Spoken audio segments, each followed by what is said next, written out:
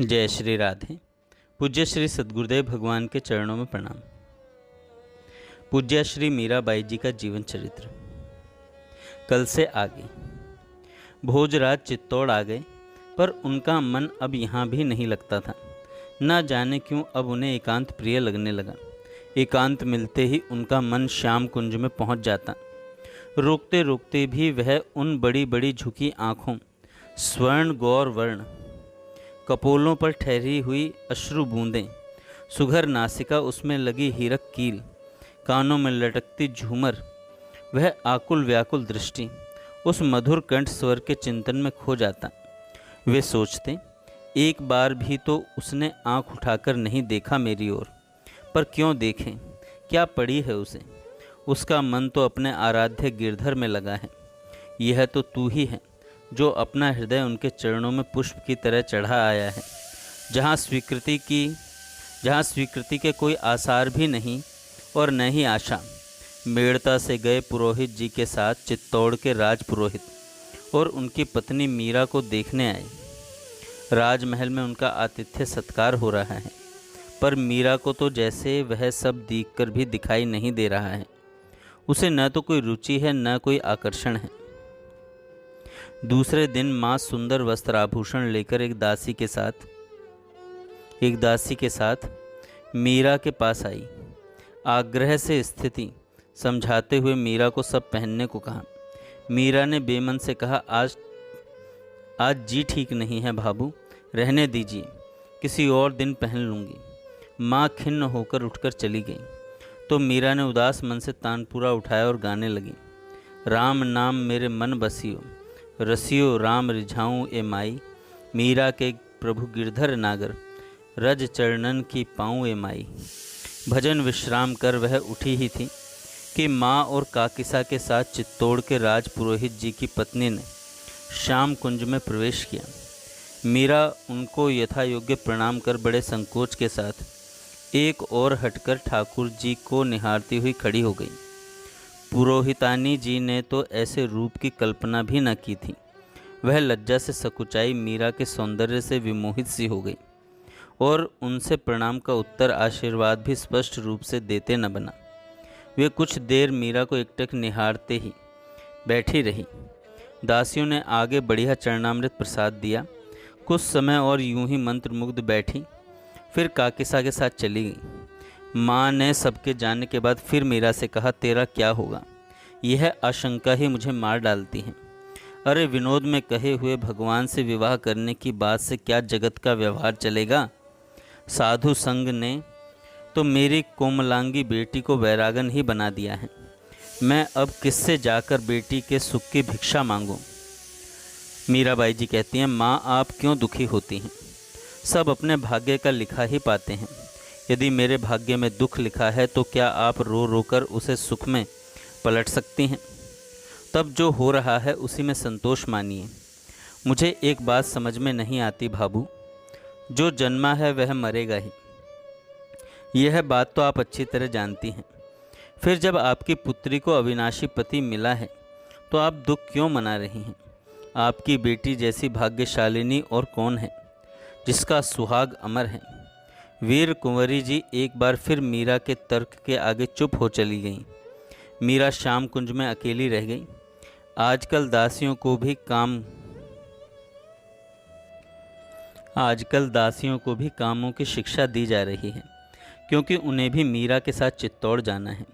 मीरा ने एकांत पा फिर आर्त मन से प्रार्थना आरंभ की।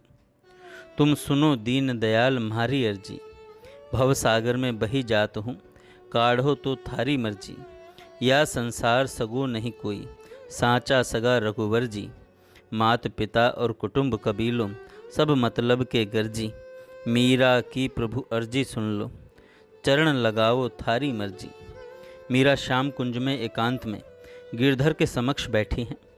आजकल दो ही भाव उस पर प्रबल होते हैं, या तो ठाकुर जी की करुणा का स्मरण कर उन्हें वह कृपा की याचना करती है, या फिर अपने ही भाव राज्य में खो अपने श्याम सुंदर से बैठे बातें करती रहती हैं। इस समय दूसरा भाव अधिक प्रबल है। मीरा गोपाल से बैठे निहोरा कर रही हैं। थाने कोई काई कह समझाऊं, म्हारा सांवरा गिरधारी। पूरब जन्म की प्रीति म्हारी, अब नहीं जात निवारी। सुंदर बदन जोवता सजनी, प्रीत भई छे भारी। मीरा कहे गोपिन को व्यालो, हमसु भयो ब्रह्मचारी। चरण शरण है दासी थारी, पलक न कीजे न्यारी। मीरा गाते गाते अपने भाव जगत में खो गई। वह सिर पर छोटी सी कलशी लिए जमुना जल लेकर लौट रही है।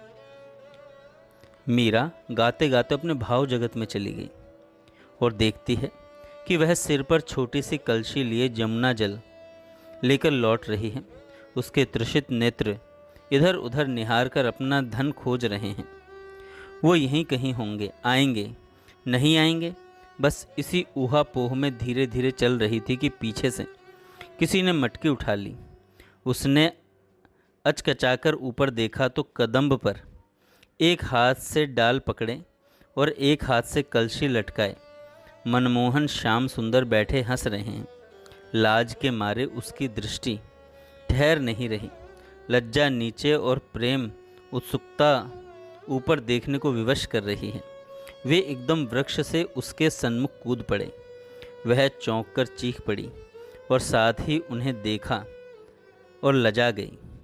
डर गई ना, श्याम सुंदर ने कहा हंसते हुए, और फिर पूछा और हाथ पकड़कर कहा, चला थोड़ी देर बैठकर बातें करें। सघन वृक्ष तले एक शिला पर दोनों बैठ गए। मुस्कुराकर बोले, तुझे क्या लगा कोई वानर कूद पड़ा है? अभी पानी भरने का समय है क्या? दोपहर में पता नहीं घाट नितांत सूने रहते हैं। जो कोई सचमुच वानर आ जाता तो? मीरा जी कहती हैं, तुम हो ना? मीरा के मुख से निकला, मैं क्या यहीं बैठा रहता हूँ? गैया नहीं चरानी मुझे? एक बात कहूँ? मैंने सिर नीचा किए हुए कहा। एक नहीं 100 कह, पर माथा तो ऊंचा कर। तेरो मुख ही नाई दिख रहे हो मोको। उन्होंने मुख ऊंचा किया तो फिर लाज ने आ घेरा। अच्छो अच्छो, मुख नीचो ही रहने दें। कह, क्या बात है? बहुत कठिनाई से मैंने कहा, तुम्हें कैसे प्रसन्न किया जा सकता है? तो कहते हैं, तो सखी तोहे मैं अप्रसन्न दिख रहे हूँ? नहीं, मेरा वो मतलब नहीं है। सुना है तुम प्रेम के वश में होते हो। मोह को वश में करके क्या करेगी सखी? नाथ डालेगी कि पगहा बांधेगी? मेरे वश हुए बिना तेरो कहा काज अटक्यो है भला?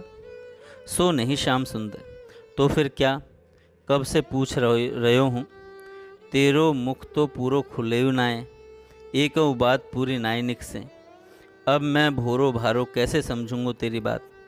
सुनो श्याम सुंदर, मैंने आंखें मूंदकर पूरा जोर लगाकर कह दिया, मुझे तुम्हारे चरणों में अनुराग चाहिए।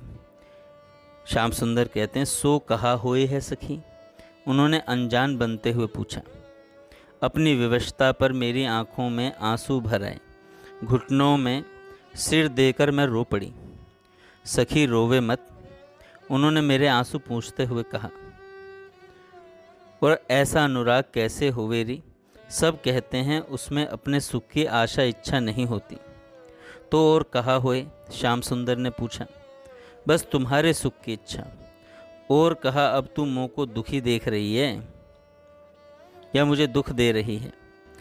ऐसा कह हंसते हुए मेरी मटकी लौटाते हुए बोले, ले अपनी मटकी, बावरी कहीं की। और वह वन की ओर दौड़ गए। मैं वहीं सिर पर मटकी ठगी सी बैठी रही। विवाह के उत्सव घर में होने लगे। हर तरफ कोलाहल सुनाई देता था। मेड़ते में हर्ष समाता ही न था। मीरा तो जैसी थी वैसी ही रही। विवाह की तैयारी में मीरा को हल्दी चढ़ी। उसके साथ ही दासियां गिरधर लाल को भी पीठी करने और गीत गाने लगीं। मीरा को किसी भी बात का कोई उत्साह नहीं था। किसी भी रीति रिवाज के लिए उसे श्याम कुंज से खींचकर लाना पड़ता था।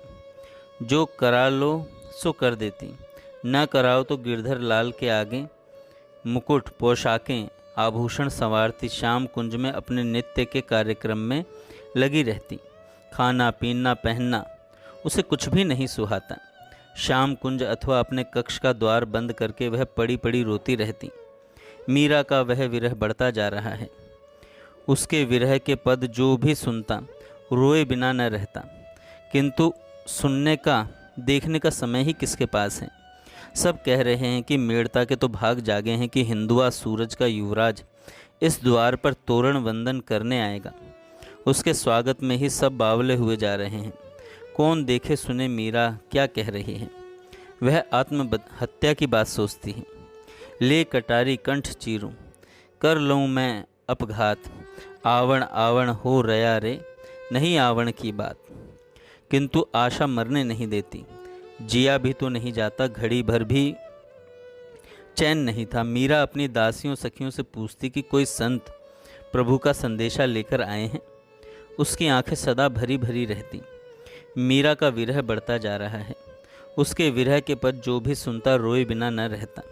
कोई कहियो रे प्रभु आवन की मन भावन की, आप न आवे लिख नहीं भेजे, बान पड़ी ललचावन की। ये दो नैन कयो नहीं माने, नदिया बहे जैसे सावन की। कहा करूं कछु बस नहीं मेरो, पंख लगे उड़ जावन की। मीरा के प्रभु गिरधर कब मिलोगे, चेरी भई तेरे दावन की। कोई कहियो रे प्रभु आवन की मन भावन की। मीरा का विरह बढ़ता जा रहा था। इधर महल में रह निवास में जो भी रीति रिवाज चल रहे थे उन पर भी उसका कोई वश नहीं था। मीरा को एक घड़ी भी चैन नहीं था। ऐसे में न तो उसका ढंग से कुछ खाने को मन होता, न ही किसी और कार्य में रुचि। सारा दिन प्रतीक्षा में ही निकल जाता। शायद ठाकुर किसी संत को अपना संदेश देकर भेजें या कोई संकेत कर मुझे कुछ आज्ञा दें, और रात्रि किसी घायल की तरह रो रो कर निकलती। ऐसे में जो भी गीत मुखरित होता वह विरह के भाव से सिक्त होता। कभी मीरा अंतर व्यथा से व्याकुल होकर अपने प्राणधन को पत्र लिखने बैठती। कौवे से कहती, तू ले जाएगा मेरी पाती, ठहर मैं लिखती हूँ। किंतु एक अक्षर भी लिख नहीं पाती। आँखों से आंसुओं की झड़ी कागज को भिगो देती। पतियाँ मैं कैसे लिखूं, लिखी ही न जाए। कलम धरत मेरो कर कांपत, हिय न धीर धराए। कौन विधि चरण गहूँ में, सभी अंग थिराई। मीरा के प्रभु आन मिले तो सभी दुख बिसराई। मीरा दिन पर दिन दुबली होती जा रही थी। देह का वर्ण फीका हो गया, मानो हिमदाह से मुरझाई कुमुदनी हो।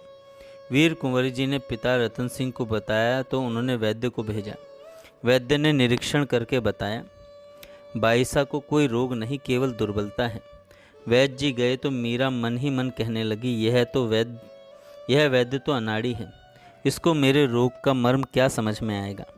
मीरा ने एक तारा लिया और अपने हृदय की सारी पीड़ा इस पद में उड़ेल दी कि एरी मैं तो प्रेम दीवानी, मेरो दर्द न जाने कोई। सूली ऊपर सेज हमारी, सोवण किस विधि होई। गगन मंडल पर सेज पिया की, किस विधि मिलनो होए। घायल की गति घायल जाने, जो कोई घायल होए। जौहर की गति जौहरी जाने, और न जाने कोई। दर्द की मारी बन बन डोलूं, वैद मिला नहीं कोई। मीरा की प्रभु पीड़ मिटे, जब वैद सांवरिया होए। मीरा शाम कुंज में अपने गिरधर के समक्ष बैठी। उन्हें अश्रुसिक्त नेत्रों से निहोरा कर रही थी। बाईसा हुकुम, बाईसा हुकुम। केसर दौड़ी हुई आई। उसका मुख प्रसन्नता से खिला हुआ था। बाईसा जिन्होंने आपको गिरधर लाल बख्शे थे, वे संत नगर मंदिर में पधारे हैं। एक ही सांस में केसर ने सब बतलाया। ठाकुर ने बड़ी कृपा की जो इस समय संत दर्शन का सुयोग बना। मीरा ने प्रसन्नता पूर्वक कहा, जा केसर, उन्हें राज मंदिर में बुला ला, मैं तेरा एहसान मानूंगी। एहसान क्या बाईसा हुकुम, मैं तो आपकी चरण रज हूँ।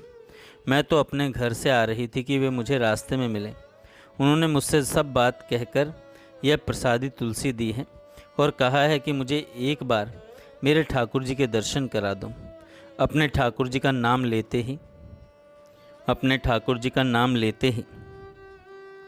उनकी आंखों में आंसू बहने लगे। बाईसा उनका नाम भी गिरधर दास है। मीरा शीघ्रता से उठकर महल में भाई जयमल के पास गई और उनसे सारी बात कही। उन संत को आप कृपया कर श्याम कुंज में ले पधारिए भाई। जीजा किसी को ज्ञात हुआ तो गजब हो जाएगा। आजकल तो राज पुरोहित जी नगर के मंदिर से ही आने वाले संतों का सत्कार कर विदा कर देते हैं। सब कहते हैं इन संत बाबाओं ने ही मीरा को बिगाड़ रखा है। मीरा रो पड़ी। भगवान आपरो भलो करेला। आप पधारो जीजा, मैं उन्हें लेकर आता हूँ, किंतु किसी को ज्ञात न हो। पर जीजा, मैंने तो सुना है कि आप खाना नहीं आरोगती, आभूषण धारण नहीं करती। ऐसे में मैं अगर साधु ले आऊं और आप रोने लग गई तो सब मुझ पर ही बरस पड़ेंगे। नहीं भाई, मैं अभी जाकर अच्छे वस्त्र पहन लेती हूँ, और गिरधर का प्रसाद भी रखा है, संत को जिमाकर मैं भी पालूंगी, और आप जो भी कहें मैं करने को तैयार हूँ। और कुछ नहीं जीजा, बस विवाह के सब रीति रिवाज सहज से कर लीजिएगा। आपको पता है जीजा, आपके किसी हट की वजह से बात युद्ध तक भी पहुँच सकती है। आपका विवाह और विदाई सब निर्विघ्न हो जाए, इसकी चिंता महल में सबको हो रही है। बहन बेटी इतनी भारी होती है भाई, मीरा ने भरे मन से कहा। जयमल केवल इतना ही बोल पाए, नहीं जीजा, आप उन संत को ले आइए भाई। मैं वचन देती हूँ कि ऐसा कुछ न करूँगी जिससे मेरी मातृभूमि पर कोई संकट आए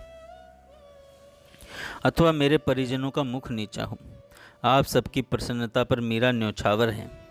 बस आप तो संत दर्शन करा दीजिए भाई। गिरधर दास जी ने जब श्याम कुंज में प्रवेश किया तो वहाँ का दृश्य देखकर वे चित्रवत रह गए। 4 वर्ष की मीरा 15 वर्ष की होने वाली थी। सुंदर वस्त्र आभूषणों से सज्जित उसका रूप खिल उठा था। सुंदर साड़ी के अंदर काले केशों की मोटी नागिन सी चोटी लटक रही थी। अधरों पर मुस्कान और प्रेम मद से छके नैनों में विलक्षण तेज था। श्याम कुंज देवांगना जैसे उसके रूप से प्रभासित था। गिरधर दास उसे देखकर ठाकुर जी के दर्शन करना भूल गए। संत को प्रणाम करने जैसे ही मीरा आगे बढ़ी, उसके नूपुरों की झनकार से वे सचेत हुए। वर रूप में सजे गिरधर गोपाल के दर्शन कर उन्हें लगा मानो यह वृंदावन की किसी निभृत निकुंज में आ खड़े हुए हैं। उन्हें देखकर जैसे एकाएक श्याम सुंदर ने मूर्ति का रूप धारण कर लिया और कोई ब्रज वनिता अचकचाकर वैसे ही खड़ी रह गई हो। उनकी आंखों में आंसू भर आए। श्याम कुंज का वैभव और उस दिव्यांगना प्रेम पुजारिन को देखकर उन्होंने ठाकुर जी से कहा, इस रमते साधु के पास सूखे टिक्कड़ और प्रेमहीन हृदय की सेवा ही तो मिलती थी तुम्हें। अब यहाँ आपका सुख देखकर मेरा जी सुखी हुआ। किंतु लाल जी, इस प्रेम वैभव में इस दास को भुला मत देना। अपने गिरधर के हृदय नेत्र भर दर्शन कर लेने के पश्चात बाबा वस्त्र खंड में आंसू पोंछते हुए बोले, बेटी तुम्हारी प्रेम सेवा देख मन गदगद हुआ। मैं तो प्रभु के आदेश से द्वारिका जा रहा हूँ। यदि कभी द्वारिका आओगी तो भेंट होगी, अन्यथा लाल जी के दर्शन की अभिलाषा थी सो मन तृप्त हो गया। गिरधर गोपाल की बड़ी कृपा है महाराज, आशीर्वाद दीजिए, सदा ऐसी ही कृपा बनाए रखें। ये मुझे मिले या न मिले, मैं इनसे मिली रहूं। आप बिराजे महाराज। उसने केसर से प्रसाद लाने को कहा और स्वयं तानपुरा लेकर गाने लगी। सांवरा सांवरा हमारी प्रीत निभाजो जी। मीरा ने सदा की तरह गीत के माध्यम से अपने भाव गिरधर के समक्ष प्रस्तुत किए। जय श्री राधे। आगे हम कल सुनेंगे।